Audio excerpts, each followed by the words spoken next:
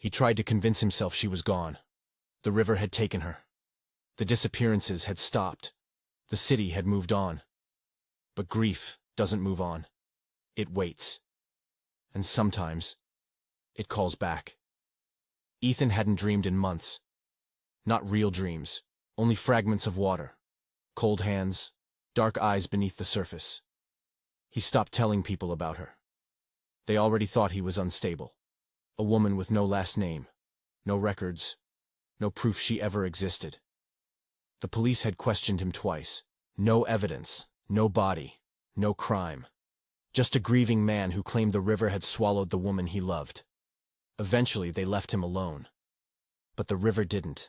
It started with the whispers. Late at night, when the city quieted and the wind slid between buildings, he would hear it again. His name. Not loud. Not dramatic. Just barely carried through the current. Ethan. The first time he froze. The second time he ran to the pier. The third time. He knew it was her. The river looked different that night. Calmer. Waiting. He stood at the edge, heart hammering, breath unsteady. "You're not real," he whispered to himself. The water rippled, and then she rose, slowly, effortlessly, not breaking the surface, forming from it. Like mist, turning into flesh. Lyra stood before him, untouched by the cold, her dark dress flowing as if underwater. But something had changed. Her eyes were deeper now, not just ancient. Endless. "You're supposed to be gone," he said, voice trembling. "I was," she replied softly. Her voice sounded layered, as if more than one tone lived beneath it. "You drowned." She tilted her head. "I don't drown." He should have felt relief. Instead, he felt dread. "You said the river took you." "It did. And now, I am no longer bound the same way." The words settled heavily in the air. "What does that mean?" She stepped closer, and for the first time when she touched him, he felt warmth. Faint, but real. "You changed me," she whispered. The river had demanded her obedience for centuries, a spirit tied to its hunger, a guardian, a collector. But loving a human had done something irreversible. She had chosen him, and the river did not forgive betrayal. "You shouldn't have come back," Ethan said, even as he reached for her. "I came back for you." His chest tightened. "You said you loved me." "I still do." The confession didn't feel romantic. It felt dangerous. The signs began again almost immediately. Not disappearances this time. Storms. The river swelled unnaturally, flooding streets miles away from its banks. Electrical failures. Blackouts that lasted hours. Animals gathering along the shoreline at night, restless and uneasy. It was as if the river was searching, looking for something that had slipped from its grasp, looking for her. "You're not free," Ethan said one night, watching lightning fracture the sky. "No," she admitted. "What happens if it finds you?" She didn't answer. Their love was different now. Less innocent, more urgent. She stayed longer in his apartment. She could walk in daylight for short periods, though it clearly drained her. Sunlight made her skin almost translucent, veins shimmering faintly like threads of silver beneath the surface. He noticed she sometimes stood under running water in the shower, eyes closed, as if listening. "It's calling me," she confessed once. "What does it want?" "You." The word shattered the room. The truth unraveled slowly. The river could not kill her now, but it could replace her. If she refused to return, it would claim another, and bind them instead. A new guardian, a new collector.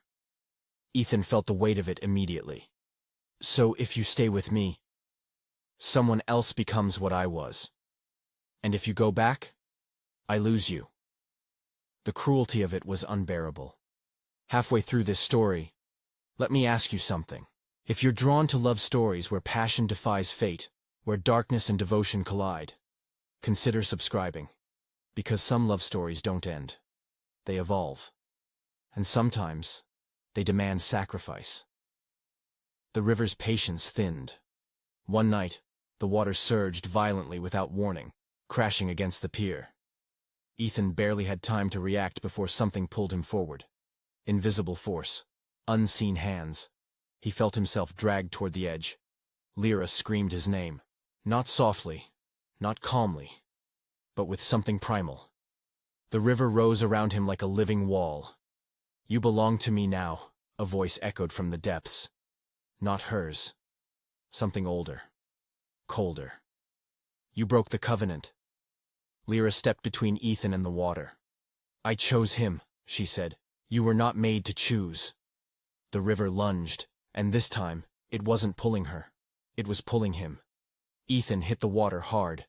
Ice filled his lungs. Darkness swallowed sound. He saw shapes beneath him. Faces suspended in the current. The lost, the taken, the ones who had fed its hunger. He felt something wrap around his ankle.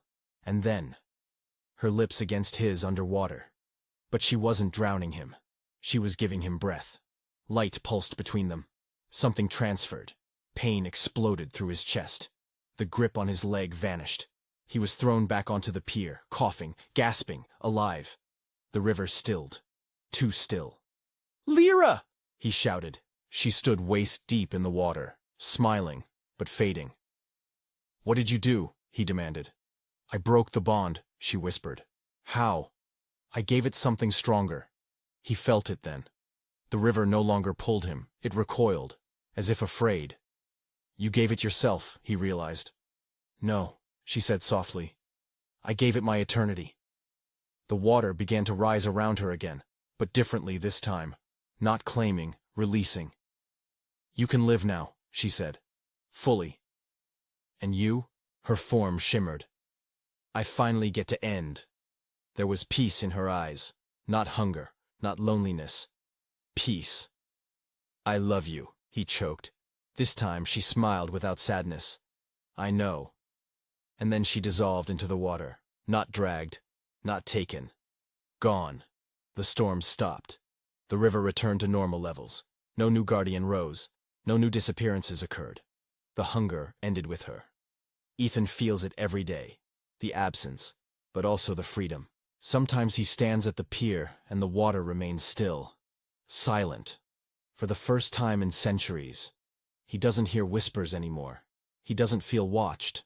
But on rare nights, when the moon hits the surface just right, he swears the water reflects a figure standing beside him.